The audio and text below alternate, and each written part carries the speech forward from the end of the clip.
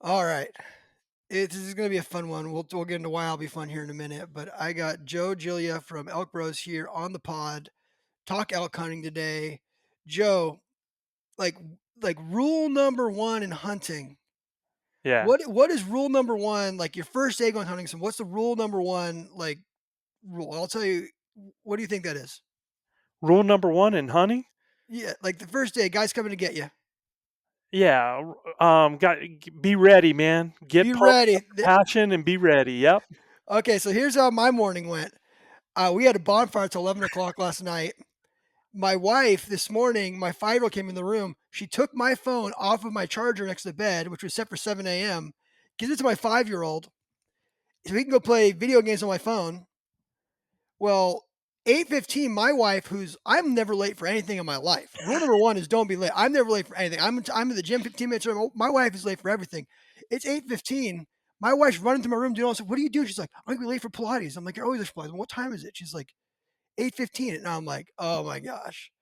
So Joe's been calling my 5-year-old. My 5-year-old's just sending him to voicemail. He's over there just watching YouTube out there, just sending him to voicemail. And here I am. We're starting this thing. I did everything wrong with the elk hunting coach you're supposed to do. Like rule number one, lesson number one, Be always be on ready. time, pay for the gas. And, 100%. That's what's so funny so on your thing, on your invite, it has, if you're going to be late, please let us yeah, know, and I was like, oh man, am I going to give him stuff, man? So went and texted Miss Rose, and yeah, Miss Rose is like, he is never late. I hope everything's okay. So I texted her back and I said, I just want you to know I'm officially the first sleep in. All right. So yeah. Oh, dude, and she's calling. My producer Chad's calling. yeah. Everyone's calling and texting. And my son's just sending him to voicemail. Just like what 5-year-old is out there like I'm playing video games. Why are your phone keeps blowing up, Dad? Well, So that's I who you feel need as your yeah. HR person, man, is your 5-year-old. They can take care of everything for you. That's what I need. Yeah, just screw you, delete, delete, delete, delete. So, but yeah, hey, I can tell you, I feel very rested. I feel very rested. Attaboy. I got a good 9 hour. Apparently, I needed a good 9 hours straight, or. But yeah, man, yeah. And 7 a.m. is late for me. Typically, I wake up at 6 every day, Yeah. and then go to the gym at 7:15. And I was like, I'm gonna sleep till 7 tomorrow because we were out super late. We had this big giant bonfire. I had to pick my kid was in I South wasn't Dakota. invited. I was not Weren't invited. invited, man. My kid was in South Dakota running the tack for me. He flew in. He got home at like 10 o'clock at the airport, so I stayed down at the beach and then jumped over to pick him up at like 10 o'clock, and then got home and I was like, oh, cool, I can sleep till 7, which is awesome. And then I ended up sleeping until 8:15, and here we are at 8:45, about to do a pod, dude. Yeah. That's awesome, man. So, Joe, I'm excited, man. These elk hunting podcasts always do so well because, man, everyone wants to kill an elk. Um, I've killed a handful of them. I've never killed one with a bow. I've only had one season out with my bow with 4 of them, and this year I'm turning my tag back. I don't know if this is not last podcast. I think you know why. My kid has that statewide elk tag in Utah this year, Oh, so wow. I have essentially an over-the-counter tag in Colorado, even though it's not over the counter anymore. I have my second choice, and I think I'm going to Right. turn it back because my kid's tag goes from the 13th to the 23rd. Rut hunt with a rifle. So I'm going to be out there in the rut with a rifle, which is kind of a cheat code. Um, but man, I still haven't got one with my bow. And I think that like the pinnacle of hunting for everyone, especially out east, is getting an elk with your bow. I mean, Yeah. it's just it's something everyone wants to do, everyone wants to learn to do. And Well, it's that exotic thing part. I mean, when you're from back east, I can remember because I'm originally from back east. I'm from the yeah, Carolinas, so I was raised in Podunk, North Carolina. mhm, Raised hunting squirrels and coon and bullfrogs and fishing, and you would read those articles, man. You'd read those articles in outdoor magazine and you in Field and Stream, and it was like, these were people that you just could not, they were these people that were up here, and it was like something that you would never be able to do. And it was like this exotic thing, this elk hunting. And, yeah, you're reading stuff by Wayne Carlton and by Larry D. Jones and, bow hunter with Dwight Shue. And it was just something that was almost like dreamlike. For a lot of people now, the world's gotten a lot smaller, Yeah, right? Just from all this stuff. I mean, look what you and I are doing right now. We're doing remote podcasts, right? And impossible just a few years ago to do something like this. But the world's gotten smaller. People are looking beyond a lot of borders, and things are becoming possible because of the information they're getting. Because before, when you're reading a magazine, if you wanted to come out west, the logistics part of it, you know, yeah. who do you call? What do you need? Where are you going to go? And what is that going to cost you? So all of that has changed so much. And you're right, it's on the list. I mean, it's just such an it's an overused word, but I have not found another word to replace the fact that they're the most majestic critters I've ever hunted. Right? You never hunted coos deer. I got a hunted coos, huh? You You gotta know, hunt a coos deer, man. so Oh, I when you're knew it. from the Carolinas, the size of the whitetails that we It's have. every whitetail guy says the same thing. Like, It just reminds every me of that. It just doesn't, doesn't click. Yeah, I'm actually going to North Carolina 'cause I live in San Diego, so I've never killed a whitetail, which everyone's just, like, shocking, right? And I have Right. all these, like all my new guys I'm hiring on are all whitetail guys in the East Coast, and so I'm actually flying back to hunt whitetails in December, with, Jason Red from Timber Ninja and, Shed Crazy. We're gonna go hunt whitetails in North Carolina, so I'm gonna Yeah. get my first whitetail and see what this is all about back there. Well, and it's kind of that glassing game, right? I mean, you're looking for Yeah, those ghosts out there, and then being able to put that stock on them. That part of it is pretty awesome, right? But for me, it's the whole communication, calling, mhm, um, that intimate.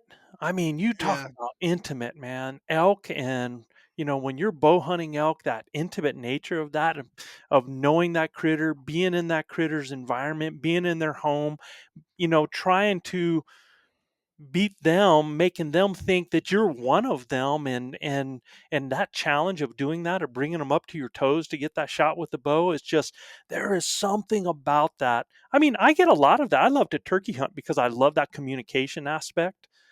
Things that you can call in. mhm, Shoot, I went to hunt with my buddy down in Texas to hunt hogs, and I was the first dude that showed up on his place that was trying to call hogs, right? Trying to yeah. use some of the sounds to bring them in. It's just, I love that calling aspect. Yeah, man, there is something and the same thing with turkeys, I guess. Turkeys don't really get me off, but, but with elk, like, when man, one of those things sounds off and they're, Yep. you know, even if they're a mile away, you're like, "Oh, there they are." It's just like there's something's just like it just turns on, and then, like, all of a sudden the excitement goes and you're kinda running and then you're getting in there and then, there's cows around, you can smell elk too. I mean, it is elk is an experience during the rut. I mean, It it's is an an exp experience, man. you can smell them. You could it's just it's and they're these giant you can hear them, right? You can hear them not only talking, but you can hear them moving, right? You can hear them Right. coming through, like, I talk about the first bull I ever shot, like, I heard him 5 minutes before I shot him, Mhm. right? Like, he just came through, and they're so big, and they're just crashing through things, and, especially when they're coming downhill, they're not coming down slow, they're coming down hard a lot of times, and just breaking branches and breaking stuff, and it is cool, man, you're getting me excited here. I mean, I just woke up, but I'm getting excited over here. I just tell you it in I have a buddy that's, one of my partners in Elk Bros, and, his name's Gilbert Ornelas, and he was actually my client before we became developed a real close friendship, and now we're actually partners in the business.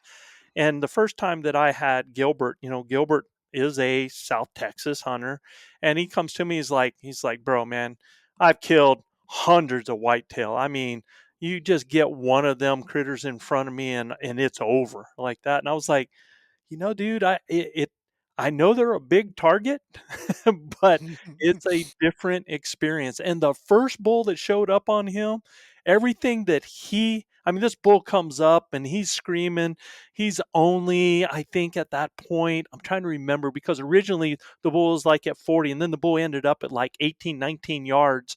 And You could see he the had range. saliva, you could see the steam coming out, I mean, the whole Oh, 9. man, and he said everything he knew about bow hunting went out the crack of his butt, man, and 100%. it was just such an experience, and it took him, I think it was 3 years, 3 or 4 years of hunting elk. Now, he was not just hunting any elk, he was hunting that particular elk that he wanted, and we had to have some conversations to try to get that to change a little bit, but, I was like, "Dude, man, you gotta get one under the belt. You do that, and everything's gonna change for you, right? You Mhm. just get that first elk under the belt, learn that process, get used to that closing, and it's going to change for you. It's just gonna alter everything." And it has. I mean, since that first one that he got with me, I think he was 16 straight after that, Oh, on elk. jeez. Yeah, and, just, it's such a total different it truly is an experience. It is an Mhm. experience. Everything that you talk about, the environment that you gotta work within, the smells, the sights, the sounds, the size of them, and, as a hunter that, have I've been hunting since I was a kid. I'm shooting the bow since I was 6, right? And, with whitetails, for me, it was a whitetail was the smartest critter, but man, they got anything, it was just boom, they were just gone. Their behavior was, what it was, or boom, they were out of there. And elk, when you experience elk and all the different behaviors, you know, um, they just have these personalities and they have different personalities. And then you get to experience how they communicate and how they work within their own herd and within their group. And to get to know that and then utilize that knowledge to your advantage to find their weaknesses from the things that they do. I think I told you before that I was a coach. I've been a teacher coach. I'm a Mhm. retired high school teacher coach. And as a coach, what I did was I knew what our strengths were. What I had to do was identify the weaknesses of our opponent and then play to those weaknesses You to coach be able to football? beat them. So I've done football, basketball, track and field. Okay. When you're in a small school, Good I'm in deal. Little Cimarron, New Mexico, rural community. Okay. I coached football in another community before I came here, but I think I think K through 12, we probably had 600 kids. In our high school, we had anywhere from at one point there were 90 kids. At our biggest point, 200. So you're talking very small community here, and having to work with the kids that you have, you got to build them. You don't have them moving in and out. You Yeah. have all of the supplies. So you really have to do a job on coaching to strengths, finding failure points, overcoming failure points, and then finding your opponent's weaknesses and then wedging into those weaknesses to be Mhm. able to get done what you have to. So I kind of bring that to what I do. Yeah, I had a feeling 'cause I really didn't know nothing about Elk Bros, and I just had to wake up and call this guy and be like, "I'm so sorry," and he's like, and when you were like, "Drew, drink your coffee, take a minute, regroup. I know the mindset you're in, let's not do this yet." And I was like, "Oh, this guy has to be a coach. This guy has to be like he was in everything right." It's like I felt like I just ran to the top of the hill, and I started drawing my bow back, and you like grab my shoulder, and you're like, "Hey, take 30 seconds, don't draw your bow back. Get Yep. your breath, get your heart rate." And I was like, "Oh, this guy must be a." I knew like just from that brief phone call, I was like, "This guy has to be a coach of some sort." And I just knew this was gonna be a fun pod. Yeah. Yeah, that's that. So a bow hunter, a coach, a guide, and I have been able to put all of that together into Elk Bros. As a guide, shoot, man, guiding for about 30 years, I've never been a point and shoot guide. That's just not the type of person I am. When I have somebody with me, I want them to feel the same passion that I have.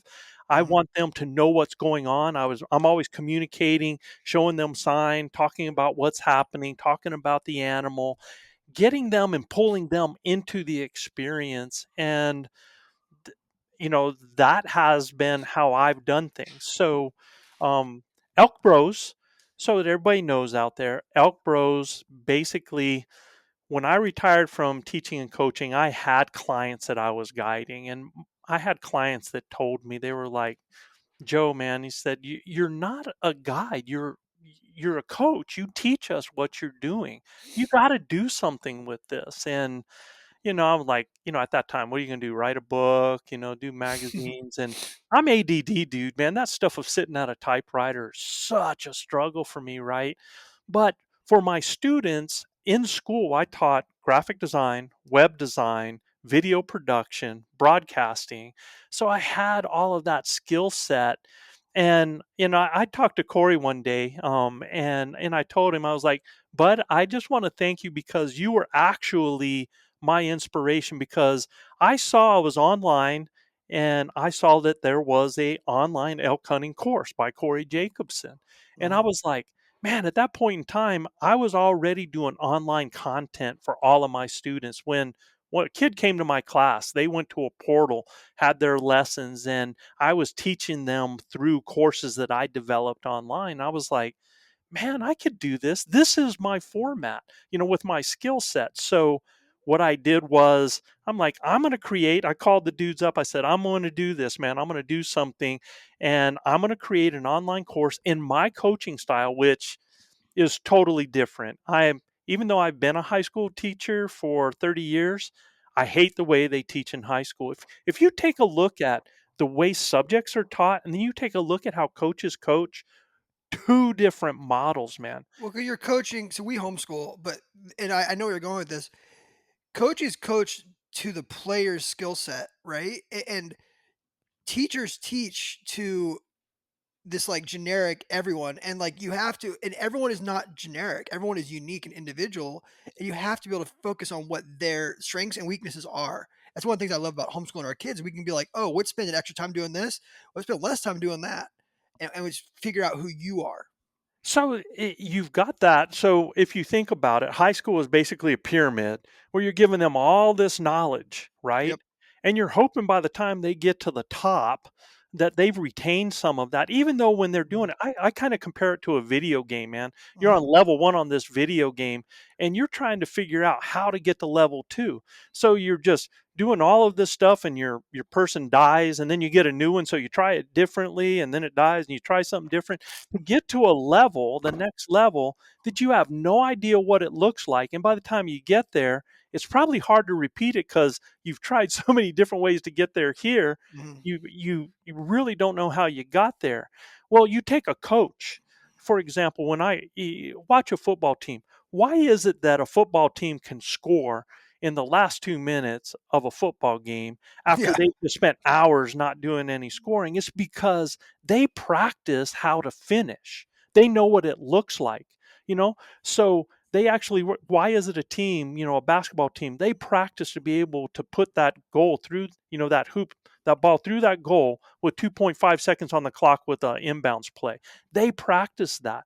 Like with my track athletes, my track athletes, I have pole vaulters that are clearing a bar. I'm teaching them how to clear a bar before they really have the skill set to clear the bar. They're learning what that feels like so that through all of the skills and drills they get there, once they get to that point, they know how to finish. So, what I've done with my course is I actually take that thing and I turn it upside down.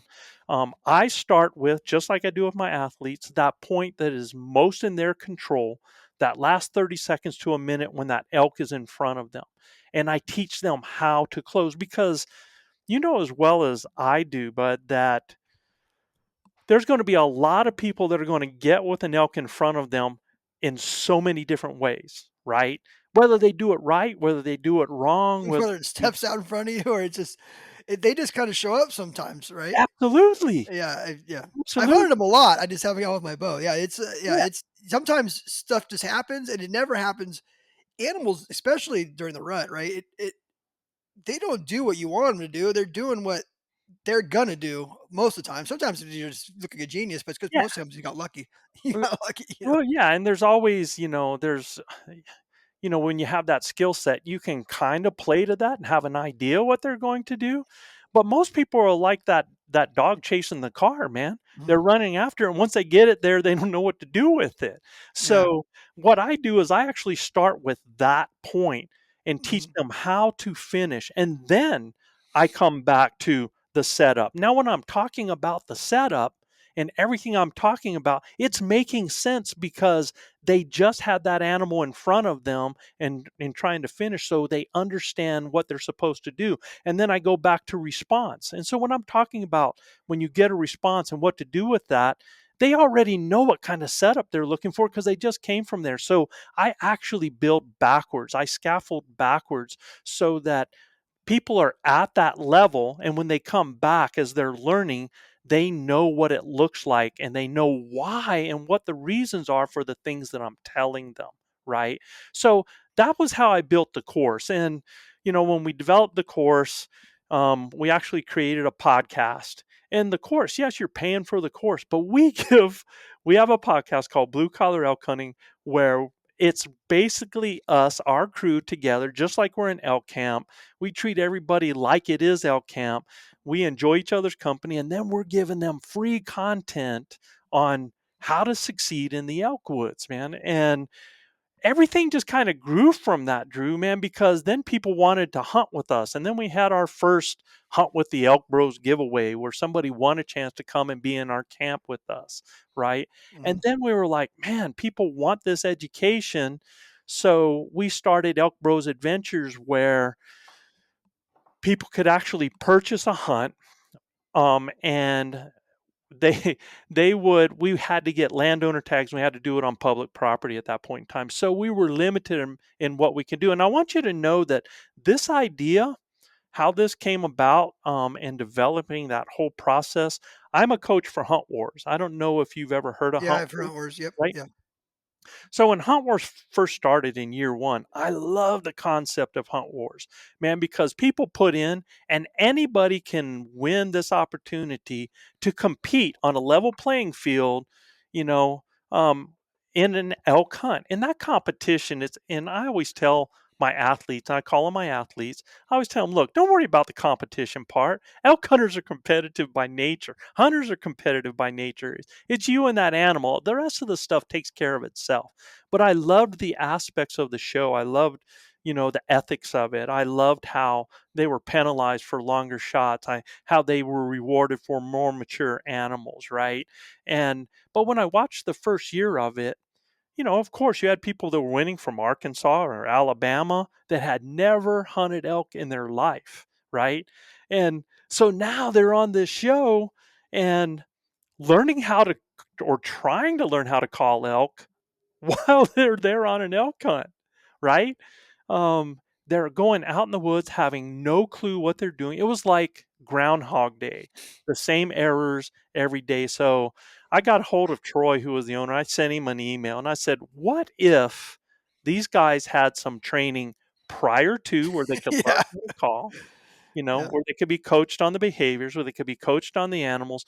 Dude, I got an email the next day, and next thing I know, Elk Bros is working with Hunt Wars, and I'm training athletes for season 2. And in season 2, here's the great thing, Drew.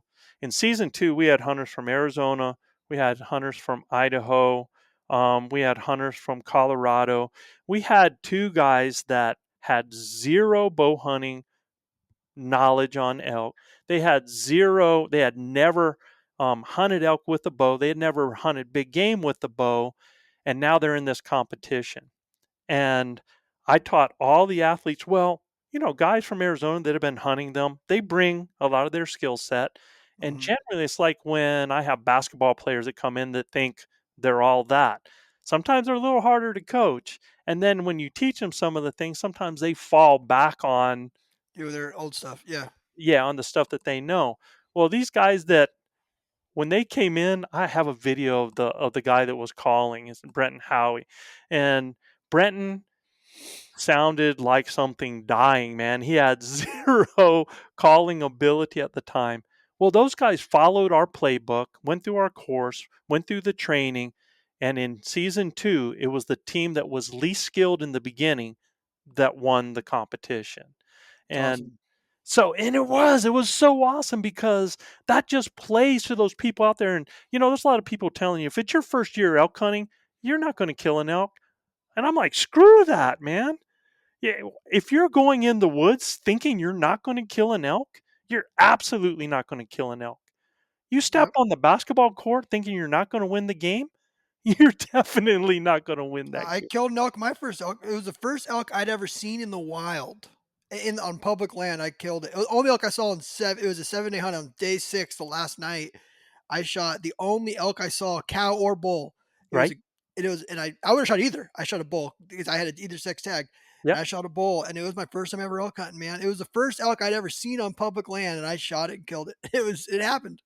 Absolutely, it happens, and you can look, some people say that, destiny, is a matter of chance sometimes. I say destiny is a matter of choice. You can absolutely do things to put opportunities and, uh and those things that can go positive for you in your favor. You can create those opportunities. You can put yourself in the best position. Yep. You can put yourself in the best places to have that opportunity to finish. So I did that, and then on the ranch, I had been guiding for about 10 years on the Vermejo Park Ranch, Ted Turner's place in northern New Mexico, Mhm. and I we started a guide training program where I actually was a mentor and teaching young guides coming in to teach them. So I was taking these things that I was doing with other people, and I started doing it with Elk Bros Adventures. And since then, now Elk Bros Adventures, we have two different properties, private properties now, where we're able to, instead of just having 5 landowner tags and 1 hunt of 5 guys, now we're able to do multiple hunts multiple times, on 2 different properties. And for the first time this year, we're doing our actual first coached rifle hunt. So I'm real excited about that, man. And then it's so cool where we've come in the last 5 years, Oh, but that's all awesome. about education. Yeah. I'm excited, like, I've already gotten some ideas in my head 'cause we're gonna do an elk giveaway next year. I'm like, "Oh, I wanna talk to you guys about that."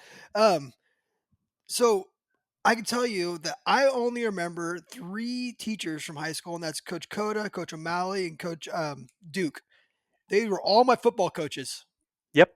And I love and I'm, like, looking at listening to you now, and I'm just like, "Man, that's why I liked them. Because like well, and also because when you're on the football team, you get away with a little bit more stuff in class, but, you get a little more leniency, at least out here in East County, San Diego, but, man, they were my favorite teachers. Like, to this day, like, I just saw Coach Coda's brother, he goes to church with me, and I'm like, "Hey, tell Joe hi," and Joe's 70 I think Joe's 77 now, he's still coaching, or 74, he's still coaching or coaching and teaching over at this high school I went to. 21 years ago. Yep. And, but man, like I never put 2 and 2 together until you started talking. I'm like, man, those are my favorite teachers were the ones who are my football coaches, the ones that we were with on the field. And it could be also a part of it is like you have so much more respect for them, right? Because they're out there grinding with you in the summer and they're pushing you and they're and there's also a sense of respect for them for you as well because you're the one out there throwing up during Hell Week. Hell Week used to be a lot harder back in the day, and Dude, but they had man, an like expectation of you and they demanded yeah, things of you, right? yeah, and those were my I never thought of it till I'm like, dude, and I couldn't tell you another teacher's name, but I can tell you Duke O'Malley and Coder right now. And those are my 3 coach I cannot think of another teacher's name right now except for those 3. And, and it's 21 years later, and I'm like, "Oh, man, that makes so much sense, man." I'm in And another town yesterday, exactly yesterday, coming back from Albuquerque to Cimarron, and I stopped in a town in between Las Vegas, New Mexico. mhm, I'm at a Lotta Burger ordering a burger, and one of my players from 30 years ago had seen me there and came in there. He's got, I mean, it had to be more than 30 years now, man, because he's got a son, 32, and I yeah, coached him when he was a freshman in high school. And he comes in, and the first thing he says is, "The most honorable word that I feel that there is coach." yeah, And that's, he comes in, he says, "Coach," and he gives me a hug and stuff. And I actually have some of my Elk Bros coaches right now. One of my lead coaches, Chico Gallegos, I coached Chico when he was 16 years old, and we became close throughout the years. And here we are now. He's in his 50s, and I'm 63, and I mean, we're still as close as ever. And now he's working with me, which is phenomenal. It's just so cool. If anybody knows me, Chico knows me. So, so with that, mhm, what we talked about doing is we're gonna talk about some of, like, the biggest mistakes hunters make coming right. into elk hunting, and I think that's a good thing 'cause I think you can learn from your mistakes. And even this morning, like I said, when you told me, "Hey, calm down. get yourself ready, drink a cup of coffee, then do the pod. Like that was like, oh, I know that. You know what I mean? Like it's just, I like you said, man. An elk comes in and things just go out the window. I took a guy last year on an elk hunt and he missed an elk at 23 yards twice because he didn't range it, even though he watched it come in from 200 yards away and he guessed 40 and just he melted down. And this is one of the best archers I know. It was his first hunt. And I got him on a bull and he just everything went out the window. He said, he goes, I couldn't even hold my bow. I had him in a blind. He goes, I was shaking. And this guy, I mean, I can go sit 100 yards with this guy. I mean, he'll outshoot me all day long. Right. And he couldn't hit an elk at 23 yards. And it's an elk is, I mean, 800 pound. It's a horse. It's essentially a horse with antlers. You know what I Yep. mean? Absolutely. Yellow, and they're bright yellow. You know, Yeah. and he missed this thing, and Well, you just it, mentioned one of the huge mistakes right there. And so what I'm about, and understand with Elk Bros Adventures, when somebody gets a hunt with us, it's the same thing like I told you with Hunt Wars. We're actually coaching them right now. We're working yeah, with them right now on their calling. We're working with them on behaviors, working with them on how to finish, how to respond, all of the different things, aspects of the elk hunt before they even get to camp. So when they get to camp, they have a huge education before they get there. And then they're with one of our coaches in the field, putting them in the driver's seat, not putting them behind you. We want that to empower them so that they're making decisions. Now we're going to help them just like a coach would on a sideline. Think about it in a basketball game. I see a player that's dribbling wrong or not going. I don't get to go out there and grab him on the court. He has to play the game, right? yeah, Now I can call timeout and go, all right, here's what I'm seeing and think about this. Here's some possible options you can do, and we work on those positives that we want them to do and we become their partners out there. So, but what you were talking about, we try to teach people how to recognize their failure points and not to have that happen on a hunt because you only get so many opportunities. yep, And a huge failure point for me is guys depend so much on a rangefinder, right? And now, if you have a bull coming in and you hear him and you know that that bull's coming in that way, that he's responding and you know that he's moving in, and you have a chance to go ahead and hit landmarks, hmm great. But how many times is it an oh crap moment when that bull steps out? And that's your opportunity, like your buddy. That bull comes at 40 yards. Well, by the time you grab a rangefinder, and you're risking doing all this, by the time you do it and you get it ranged, you've missed an opportunity and they walk out of your life, right? hmm So, one of the things that I try to train guys is from 30 yards in, that should be a dead bull. You should know that distance 30 yards in, right? Yeah, Um, you're not gonna miss whether it's 20, 25, or 30. You put that pin on there, absolutely. it is a big animal, people. They are very big, so it should be dead. Yeah, and I mean, yeah, yes, absolutely, and you should know what your bow does at that distance. That's Mhm. why at that 40 yards, really, you're like 3 inches off from that 30 Yeah. yard, right? With today's bows. So, but what happens is they fall back on that, I have to know, right? And you're not shooting dimes. Now, it's great to be precision in your shooting. Yes. But what I teach people is, well, you have to practice. Once that you're in your yard and you're a rock star, now you've got to change that environment to make it, you know, real life situational as on a hunt. You want to be shooting from different positions. You want to be shooting through trees. You want to be shooting with obstacles between you and that animal. You want to be out of breath, whether you're doing push-ups and you have to get up, whether you sprint to that target and you come back. You want to be able to draw back, do a cow call, yeah, and then pop that animal.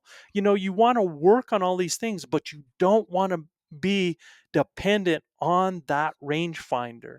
You have to, and I teach people just a simple skill is after you've been a rock star, go and pull your 4 arrows, whatever you have, as you're walking away from the target, throw those arrows back and go to one of those arrows, pick it up, turn, look at the target, draw, shoot. No rangefinder.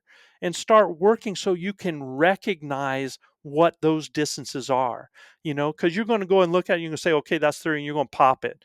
And then you're going to be able to then gauge how you did that. And then you're going to be able to look at the environment. Why did I think it was that distance? Because, y'all, it's different when you have just flat between you and that critter and when you have trees in between.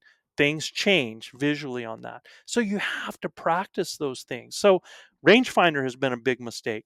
I think one of the biggest mistakes, Drew, that I see is that guys, they hear about how physically strenuous, it's going to be on the hunt. It is. And the better shape you're in, you know, the better experience you're going to have out there. But that doesn't mean you have to be benching 300 pounds, man. It doesn't mean you have to be curling 60 pounds, right? Mhm. It means that you have to be doing what you're going to be doing when you're in the mountains. If I'm a swimmer going to swim the English Channel, I better be swimming. If I'm a hunter that's going to be hunting elk, I had better be hiking. I better be walking. I had better be, have Mhm. something on my back where I'm doing hills. And it doesn't have to be 50 pounds on your back, man. What is your pack going to weigh when you're out there? Have 5 pounds over that. That's all you need. But you need to be doing the things that are going to put you in the best position to kill, right? So Mhm. I see all these people that are doing like CrossFit and they're showing all the gym stuff and they're doing squats and everything like that. But if I ask them to do a cow call, mm, if I ask them, they struggle with their calling. And generally, what happens is they work their calling on the drive from North Carolina to Wyoming. They're listening and they're practicing at that point in time. And then by the time they get to YO, that one diaphragm that they have, they get out in the field with it and they've already blown it out just using it, trying to learn on it as they get there, right? I think a big failure point is guys don't work their calling as much as they work their shooting, as much as they work their conditioning, and you need to be doing it early. You need to be listening to actual animals. You need to put your phone away from yourself, record yourself at a distance. You need to make sure you know how to throw calls back behind you because elk will peg you. And if you're throwing calls in front of you, um, you're going to create a hang up situation. So these are things that I see are huge mistakes, right? Um, and things that we try to get them to recognize as their failure points. I'll give you another huge mistake, and I've seen it on Hunt Wars, and I had a guy that pulled it just last year, and as soon as he did it, he goes, "Man, Joe's going to kill me." Because I tell guys, when you're setting up, you never hide from that animal. You don't set up behind stuff. You Mhm. set up in front of things, not behind. You do not want to restrict your shooting lanes.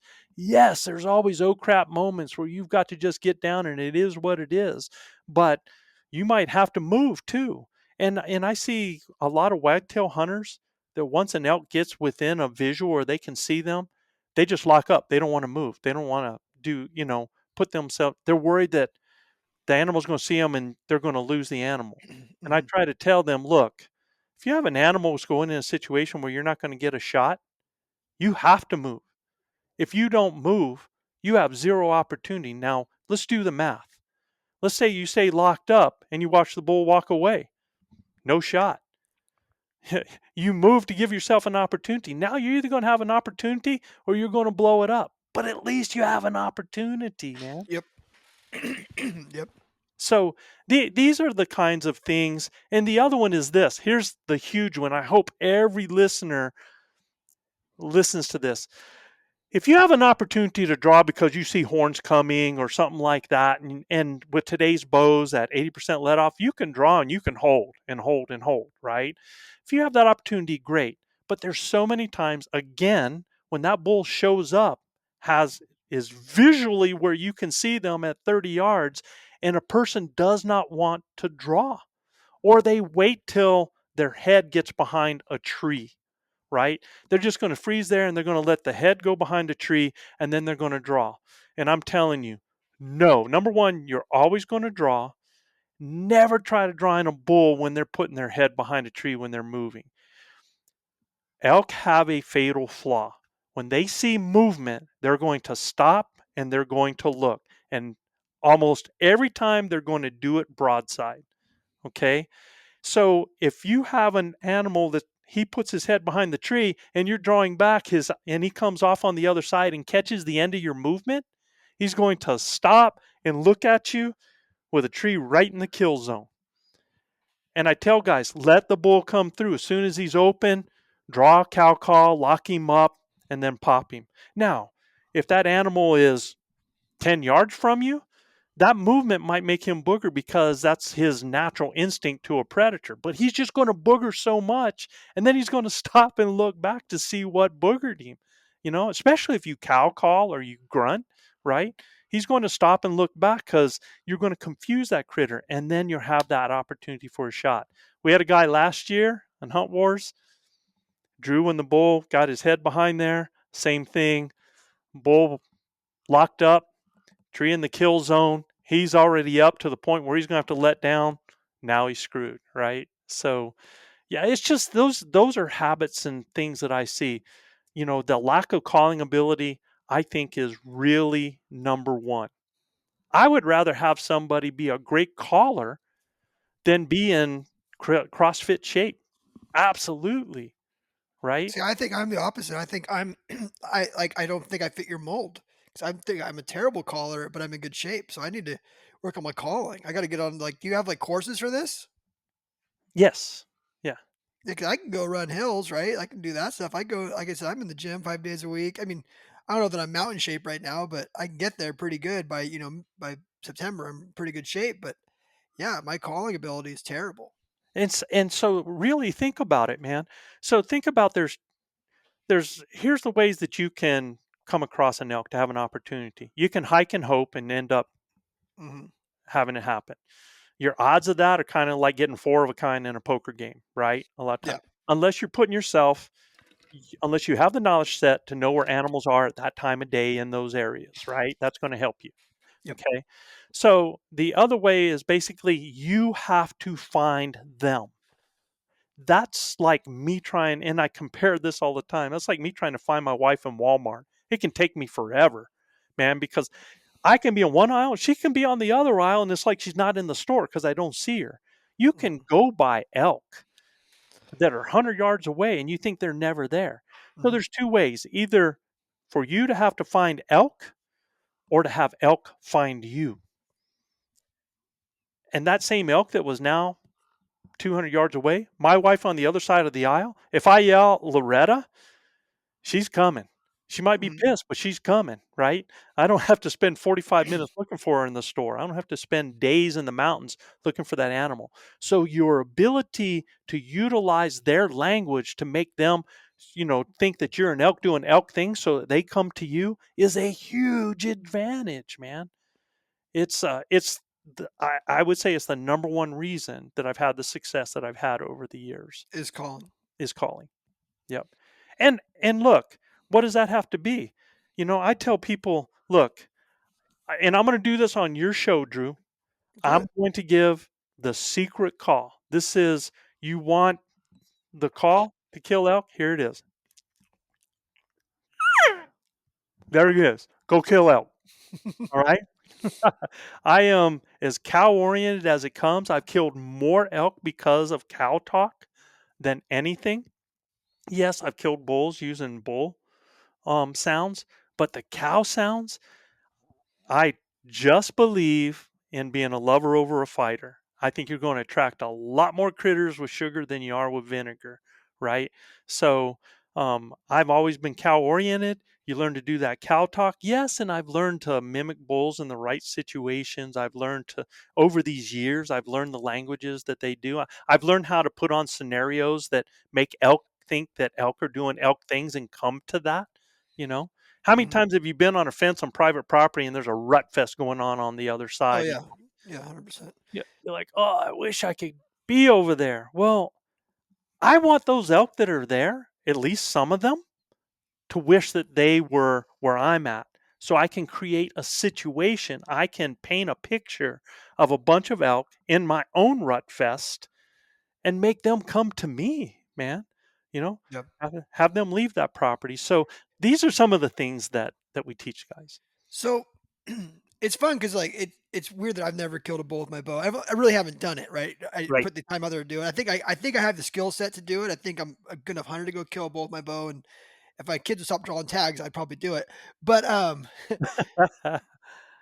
would you say and it's I get to have I'm friends with like Cody Rich and Corey Jacobson and you and I'm talking always like some of the best elk hunters in the world are coming to talk. Brian Barney, everyone has always different skills. Ryan Lampers, Yep. all different skill sets, right? And you're kind of learning from them. Would you say that you're more of a like maybe you're using the bugle tube to find the elk and then putting it away and then using the cow call? Because like Brad Hunt is a phenomenal elk caller, and he's like, dude, like he goes cow calf, like a lot of calf calls, a lot of cow calf calls, and he goes, that's my trick. Is like he goes, I'm not calling them. He goes, I'm not trying to fight them most of the time. I'm just trying to get them in there with love, like you said. So are you more of a bugle tube to find them and then cow calf to kill them? Like what's your So um, actually, I'm a cast caller, right? So I'm always starting anything I do with cow talk. Everything I do Oh, is, really? yeah, even early season. So early season, people are like, well, why are you using cow talk? Well, because bulls mew, and really what I do is I do a single mew. And early season, when bulls are talking to each other with mews, and if you've never been in a group of bulls when they're mewing at each other, they absolutely do, and they'll communicate with those mews.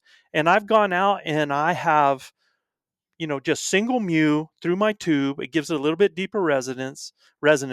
And I've had a mew back, just single mew. And people are like, well, that's a cow. Nope, that's a bull. And gone in and killed bulls just like that, that have done that. So I'm always that oriented. So when I start out, I'm cast calling. Just think of a person that's working a river, man, just like you do.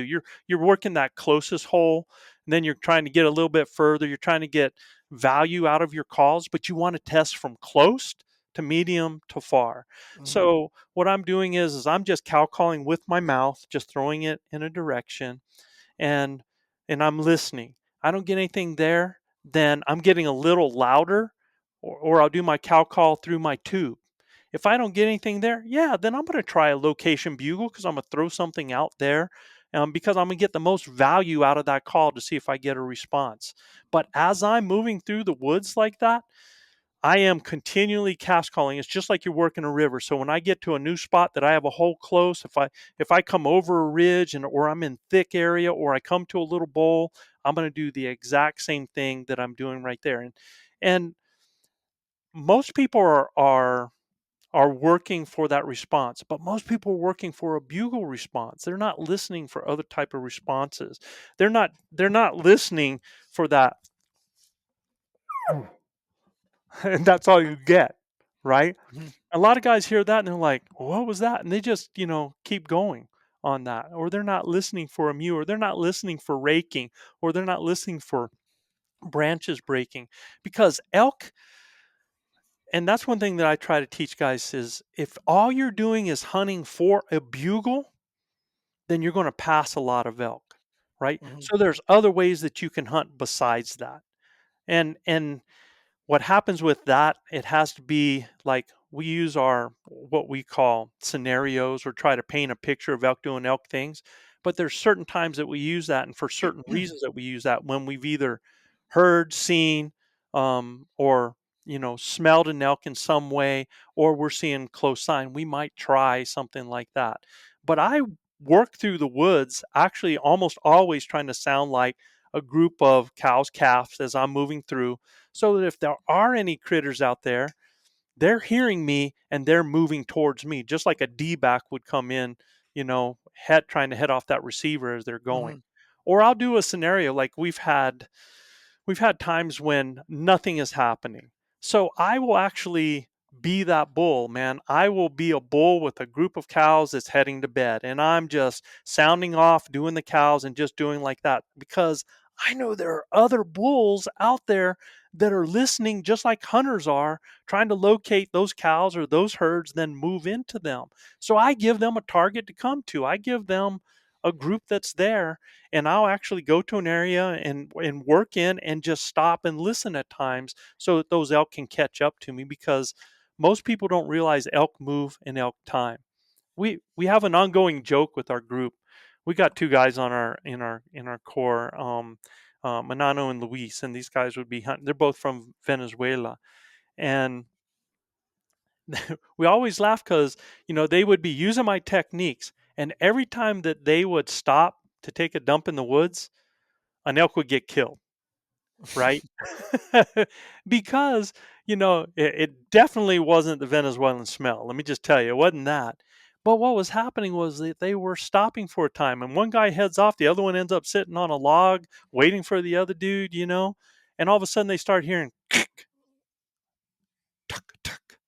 I'm like, whoa, what is that? And it's elk coming in because the elk have been moving to them the whole time. But because they stopped, the elk had a chance to catch up, right? Do it.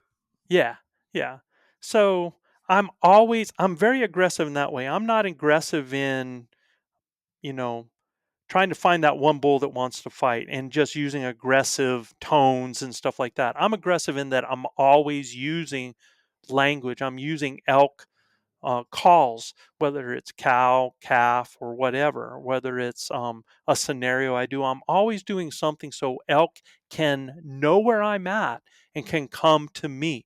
I want them to find me, right? Alright, I'll tee you up on a mistake I find with a lot of hunters. I think there's an overemphasis, and I own a gear company, so Yeah, this does not apply to Tricer. But I think there's an overemphasis on gear over practice. absolutely. And I think the people get so caught up on, I've got to buy a new bow, I got to buy a new rifle to go elk hunting. And I'm such a big guy of buy tags, not gear.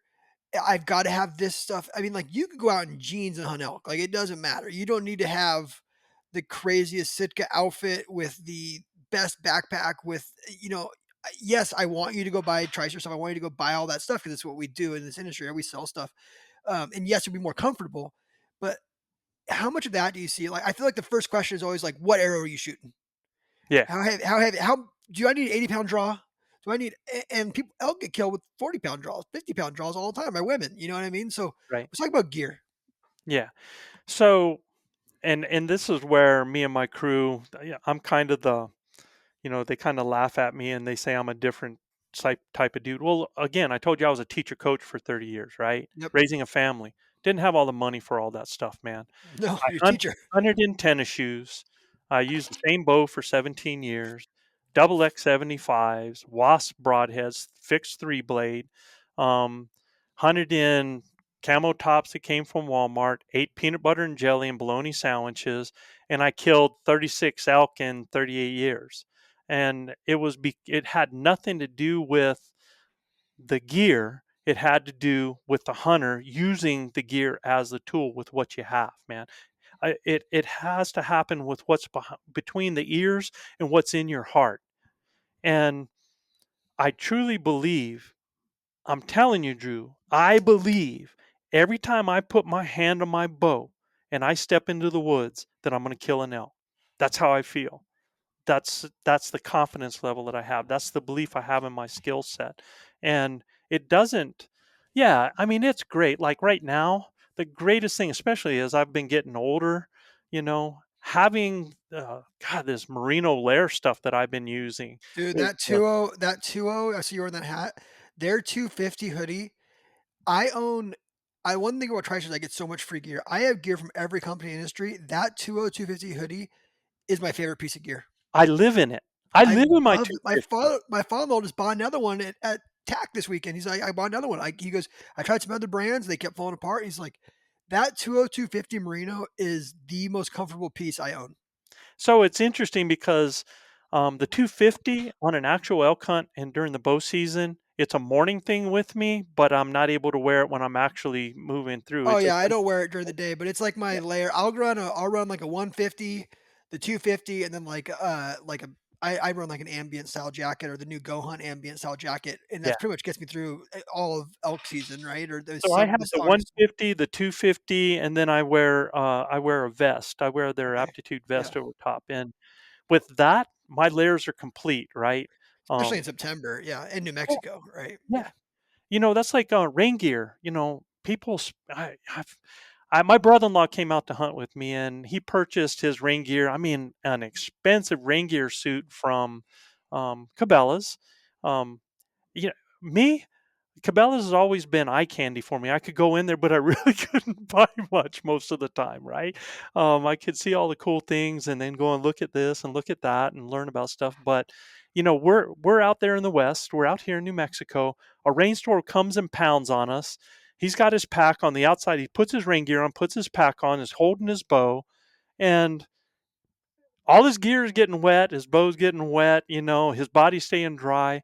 Me, I pulled out a $10 poncho, put Put it it over on, everything. Yeah.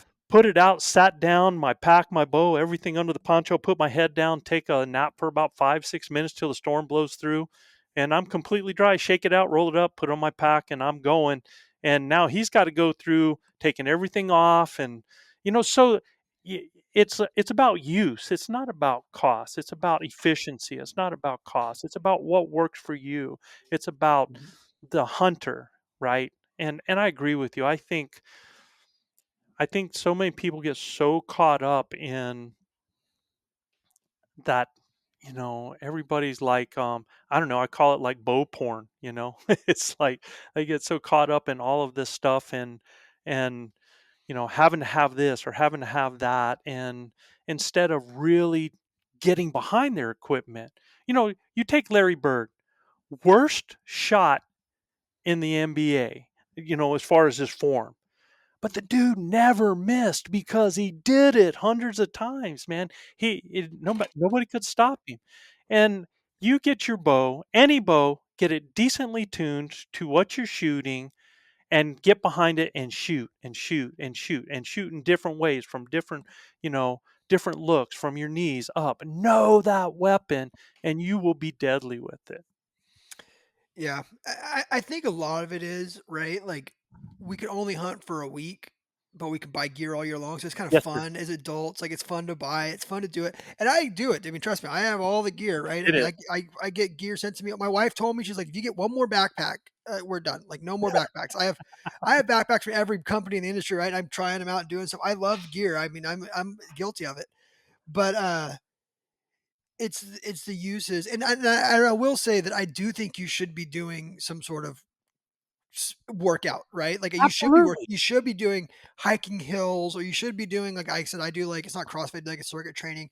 You should be doing that. You should be waiting to there, Absolutely. but it's not the end all, right? There's so much more to this rounded out thing. And I don't think you have to be because I'm not in like the best shape. I'm in good enough shape to go hike hills. Like I'm not Cameron Haynes, right? Like Right. I can go do it. Like I tell you right now, I went and hiked with Cody Rich, and those guys are running up at 8,000, 12,000 foot all the time in Montana. Yeah. And I'm from San Diego, and I was getting sucking wind. I was getting tired up there because it just you can't prepare for that when you live, in North Carolina. You can't prepare for Right. 12,000, right? Like we're gonna go scout goats next month, and my buddy Ed's like, "Yeah, we're gonna be about 13,000." I'm like, "Oh, I'm just So, even thinking about it." but It's what you can do is you can do hit workouts, right? yep, You yep, can do those short, hard, high intensity workouts so that you're improving your recovery time. So yep. it might really hit you hard when you do it, but your recovery is going to be a lot quicker when you get on the top of that hill there. The animal, you're not going to be there sucking air for 5 minutes and everything going up and down. You're going to recover that much quicker. So there's Oh things you yeah. can do to mitigate it, You right? could do whatever. My point is, you could do everything you can to Yep. prepare for the unexpected, right? You can shoot your bow. Like I'm a big like believer in like going to shoot tacks, going to shoot 3D art. There's typically everyone has 3D archery groups in their towns now. Like I can shoot 3D archery twice a month in San Diego if I wanted to, Yep. from the local clubs. Go shoot 3D archery. Go shoot from weird positions. Go shoot off the roof of your house. Get up there and freak your neighbors out, right? Shoot the roof of your house. Shoot whatever you got to do to shoot behind things, put things in front of you, get behind a fence, step out, shoot. Like I did the same thing with rifles, right? Like I do a lot of rifle shooting, and when me and my kids go shoot, it's like your gun sight in. Okay, now we're not shooting at the range anymore. We're going out in the hills. We're gonna find ways, Absolutely. pick rocks, pick weird positions, shoot off of this, shoot off my tailgate, shoot off of the freak in the back of the side by side, the door, the side, just weird. Even though we're not gonna do that in the field, like just different positions to get them to shoot. That's not just laying prone because it's like it's not gonna prone's pretty much not gonna happen, right? With Yes. elk Absolutely. hunting, it's gonna be, or any kind of hunting, it's probably gonna be, you're laying on the ground, when you're mule deer hunting, right? For example, you're crunched down, you gotta stand up and draw or shoot from your knees, right? Or, elk hunting, Right. all the time gonna be standing up, but it's not gonna be that next to your house straight 20-yard shot every single time. You needed to get some weird stuff and just find ways to make yourself uncomfortable. Absolutely, man. In fact, you should seek out the uncomfortable because once you've done that, it's like your buddy at that 40-yard shot. the reason that he lost his, you know, lost it out there was he didn't get a chance to depend on his rangefinder, and so there was some guesswork in that right there, and that just made him took his confidence down a little bit on that as well, right? And you just have that unsure mark. You got to make yourself uncomfortable. I tell people, like, when me and Chav, my brother-in-law, would shoot all the time. We'd play horse just like you would with basketball. Somebody picks a Mhm. shot, shoots it, and then you got to follow the same thing. You're trying to find things that are weird and difficult, and that take make you uncomfortable to be able to make those shots. And Yeah. even trying to squeeze something right next to where that kill is, right next to the size of a tree or something like that, where you're going to whack an arrow. I love messing with people's heads, like that. They're so, instead of focusing on the kill, they're focusing on what they don't want to hit, and they end up hitting it, right? Yeah, I mean, I love doing like we'll do one-footed stuff a lot. But even like grab a rock and just stand on a rock, a little unbalanced rock with one foot. Yep. Have one foot on a rock, just something different. Whether put one foot on a friggin' step stool, I don't care what it is. Just get your body in different positions when you're shooting your bow or your rifle, whatever you're doing, and don't just shoot from the flat concrete of your backyard. It's just it doesn't exist. It doesn't exist. Absolutely, man. It does not exist out there, man. There's no flat concrete. There's no benches to shoot from. It's just not there.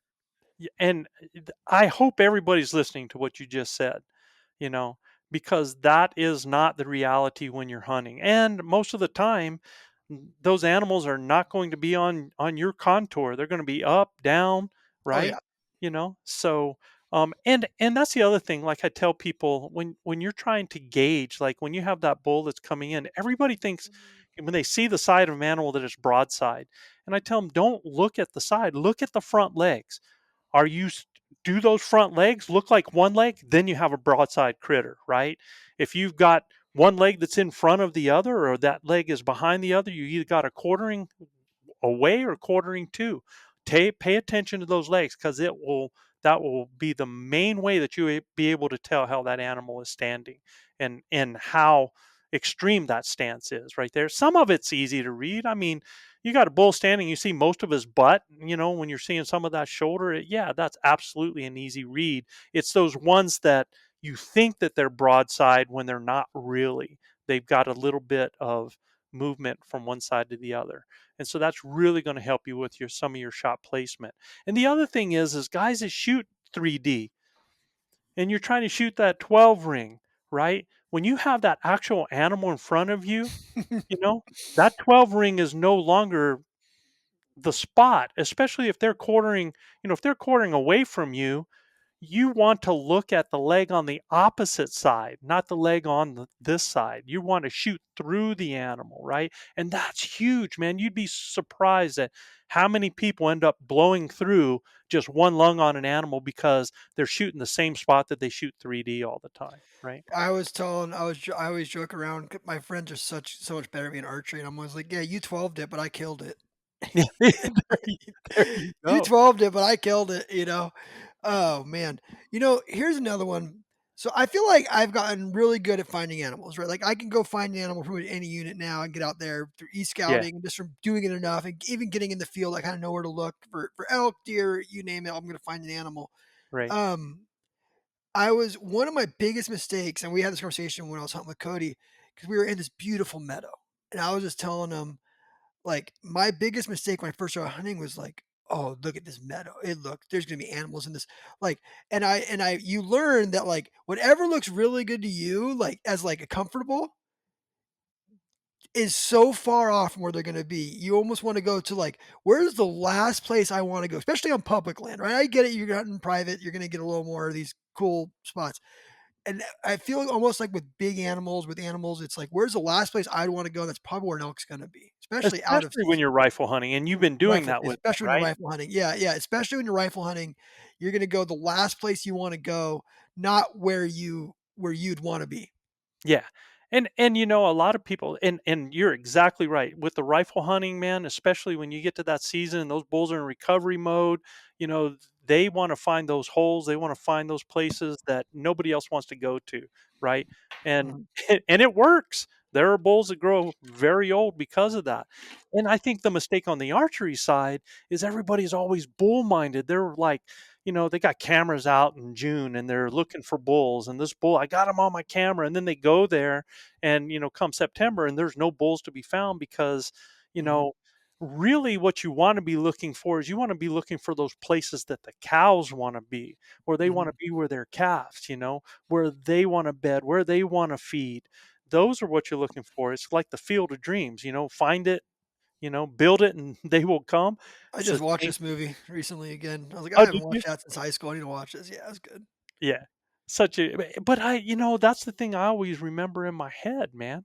You know, just because that you know, yeah, that we're out to kill a bull, man, think with that mentality of where the cows are. Find And cows. Find at cows, find the especially during cows, the rut. Find the bulls cows, find are the gonna bulls. come. Yep, absolutely. Yeah. Man, that was an awesome pod, man. We always end our pods with a hunt story. I feel like you might have a couple. 36 bulls in 38 years or whatever. You might have a couple hunt stories. Want to give us a campfire hunt story?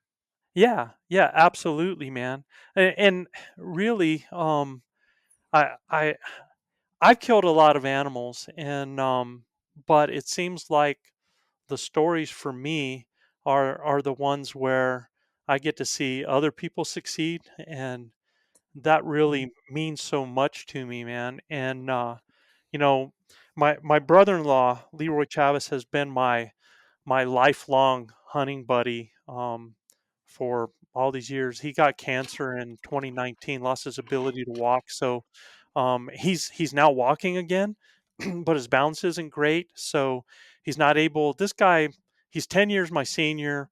Never ever thought he was because he was a cross country runner, actually a Hall of Fame cross country runner at his university, and he was just always there. And you know, um, Chav is always been that person that is the opposite of me. He's quiet. He's calculating. Um, he's going to follow me through hell or high water. He's always there as that person I could depend on. And it always seemed like me and Chav would get in situations together, especially like last day things. And we're actually on a hunt and it was a tough hunt, man. We only had 5 days because, I get to hunt the first 5 parts of the 5 days of the season because I would then have to go guide, right? And most people want to hunt the little bit later part. And I've always killed all my elk. Hint, hint, everybody out there in those first 10 days of the season. Um, uh, and it takes a required skill set to do that. But I think if you can kill a silent elk, you can kill any elk. There's something to give you. But so we are actually on this hunt. It was tough. It was hot. It was dry. We had encounters that here and there, nothing that panned out for us. And it's the last day of the hunt. We've got the truck packed up. We were sleeping in the back of the pickup truck, eating bologna and cheese and peanut butter and jelly. And there was one area that was basically an area that everybody was driving by. And I told Chav, I said, okay, we'll pack up. Let's at least do a morning hunt and go try this one spot. So we do that. We drive down, we bang the truck down there with everything packed up, grab the bows, we go out. And y'all, this is pre GPS. This is, you're using maps. This is, Mhm. all of that, didn't have the packs that you had today, those kinds of things. And we go out and we drop into this one area and I throw a cow call out and I get a response from another cow, man. And then next thing I know, we're hearing we're hearing multiples. We're hearing some calf calls. They're moving through. It's this thick, thick oak brush. It's perfect. What I love to hunt in. The thicker, the better for me because that's when things get close and personal. And we start going in. And now, as we're going in, we're starting to hear some bulls sound off. And mind you, this is only 3/4 a mile from where most people camp, and everybody else is driving by this, and they're going nuts in here. So we getting in, and we're inside the oak brush, and we're working, and you can see through the oak brush, you can see bodies moving and stuff like that. And I catch something off to my side, Chav catches movement, and we separate out, right?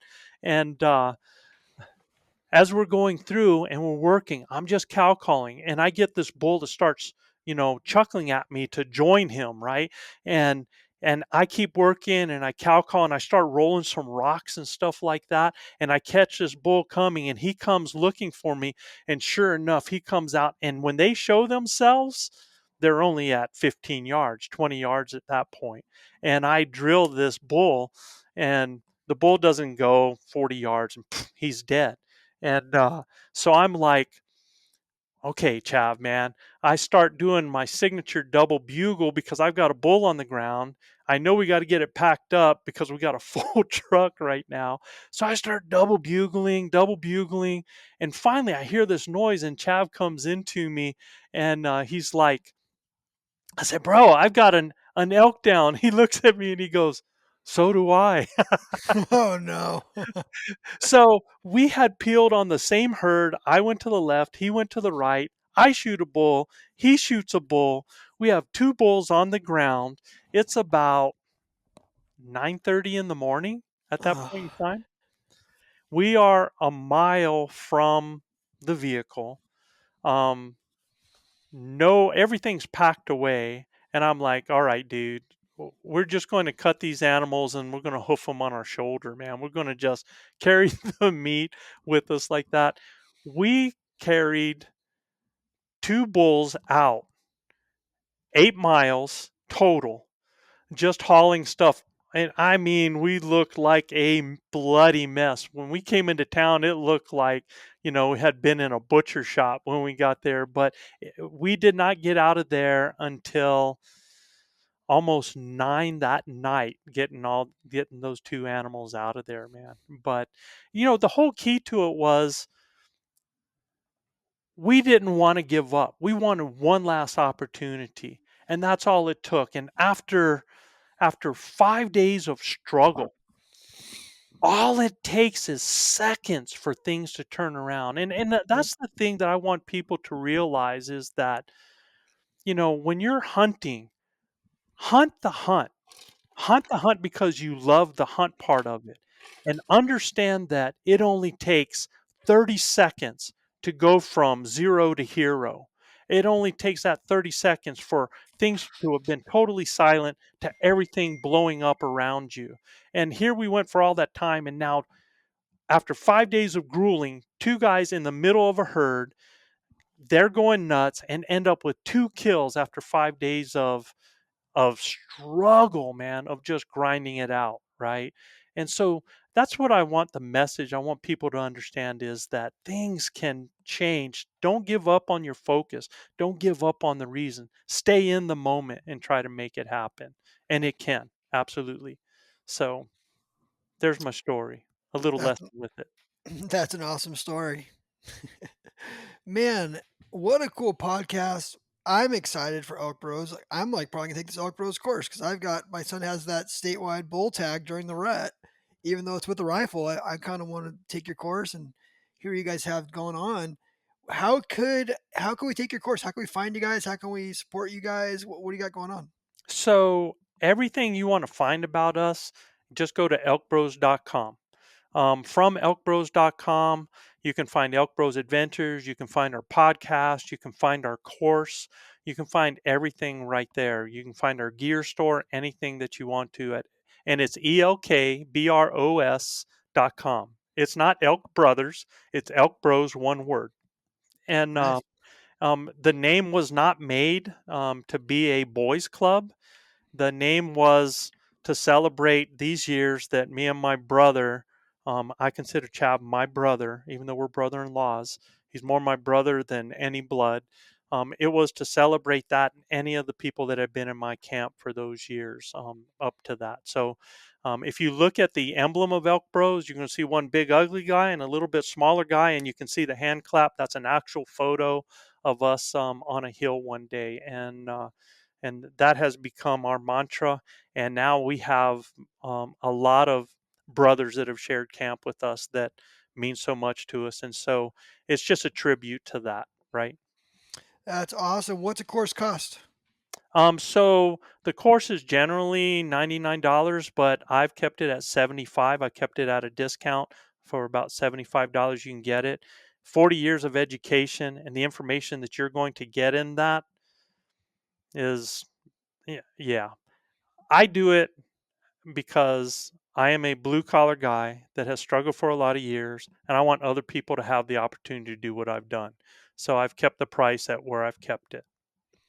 That's awesome. I'm gonna pay 75 bucks to take this course. How long is the course? It's as long as what you want it to be. I've had people, you can fly through the course in the amount of time that you want to in days, or you can really get into it. There's a lot of things in the course that are manipulative and will take you to learn, that are interactive, and you can go in deep into it or as surface as you want. It's going to depend on the person and what they're looking for. I have some guys that'll go through it once and then they'll actually go back a little bit later and go through it again. And it's just like watching a movie. They catch something that they skimmed over, that they didn't catch, or that really. So here's the cool thing: once you go through the course and you have the knowledge, then when you go back and go through it again, because of your knowledge base, there's things that mean something to you even more. When you see it that next time. So it's just going to depend on you, man.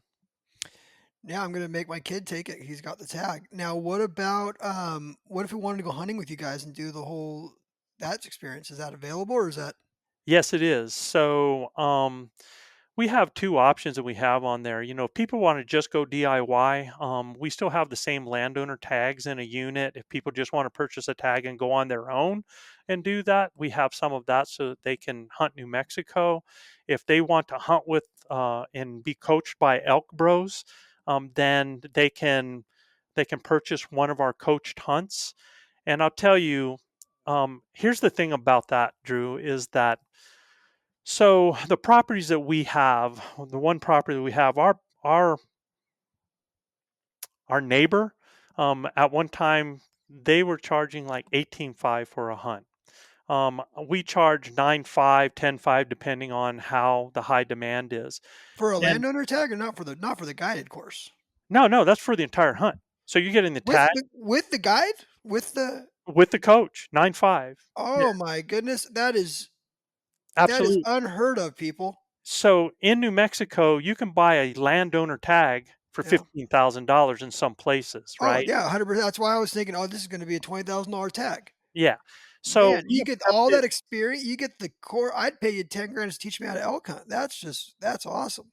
100%. And now, but here's the thing though, for me, um, and look, I guided on Vermejo Park, where in fact Mhm, our other property, our whole eastern border is Vermejo Park. That is a $20,000 hunt on mhm, there for 5 days, and we're charging 9.5, 10.5, right? mhm, So but for me, and my mentality as a teacher coach and what I've had to do, and even now, I couldn't afford one of our hunts. yeah. So for me, I wanted more opportunity. So I've looked out there and I looked at some things that were happening. Hunt Wars was a great example of that. Steve Chappelle and what he does is a great example of that. He has that one program. So what I did was, in order to create opportunity, I created something called the Adventure Club. So for $325, they can become a member of our adventure club. And when they become a member, they have access to all of our success squad coaching materials, to my course. We do gear giveaways each month for 8 months out of the year. We have gear discounts, and every time we get 32 members. For every 32 members, we take those 32 members and we put them in the draw and select one person for one of our $10,000 hunts. That's A awesome. 1 in 32 chance. So somebody for $325 is not only going to get all of this other value that, shoot, you can put in for other states. You can try to put in for other states for more than that. And if you don't draw, your money's gone. It's just Yep. blown into the wind, right? And for that amount lower than some of those states, we're giving them value and a 1 in 32 chance to draw a $10,000 hunt, a coached hunt with us, right? So now I will tell you, we also have rifle hunts later in the season that we don't do coach hunts. We do what we call teaching guide hunts. So in other words, I never want anybody that is with an Elk Bros coach or teaching guide to ever feel they're in the back seat. If minimum, they're going to be my partner on the side. They're going to know everything I'm thinking. I'm going to include them in the process. They're going to be part of that. They're going to be learning. So Mhm, we're always raising that level of that. So we have the Elk Bros Adventures coached hunts, and we have the Adventure Club for people that want that opportunity to draw that hunt. Every time we get 32 people, we're drawing a hunt. I don't care if all of our hunts are filled up with adventure clubbers. It's a chance of a lifetime. So nice, and I assume this year's booked out. this year is not booked out because it's our Really? first year on these private properties. We have sold out several hunts, but we still have some early season archery that's open on both properties. Actually, we have some primetime archery still open on one of our on there. It seems like the rifle hunts sell out quicker. I think a lot of people are just learning about what we're doing as far as the archery hunts there. Mhm. So it's our first time, our first year, so we still have some openings. Nice, man, that's awesome, man. $9,500, man, go hunt elk this year with Elk Bros. That is a steal for the knowledge. The knowledge is worth it. Man, Joe, what an awesome pod, man. Let's do it again. Yeah, I would love to, Drew, man. I'd like to talk about Tricer sometime. So Oh, I'll come on and talk about Tricer. I didn't talk that much on this one. You're a good talker, so you can bring me on your podcast, and I'll just talk the whole time. So there I'll you do go. that. Talk about Tricer. Let's do something. Thanks, Joe. You betcha, bud. Appreciate it.